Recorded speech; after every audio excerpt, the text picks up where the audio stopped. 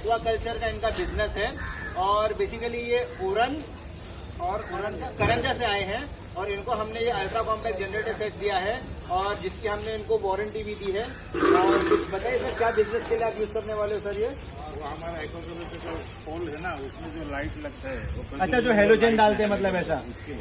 और मच्छी का जो एक साइज बढ़ाने के लिए वो डालता है, उधर खाना डालने के लिए एक्वाकल्चर। अच्छा, अभी देखो हम इनको चालू भी करके दिखाएंगे। It's a 1 self charge generator set और ये हैंडल से भी चालू होता है। देखो ये इसका बटन है सर, ये ठीक है, इसको नीचे करना सही है।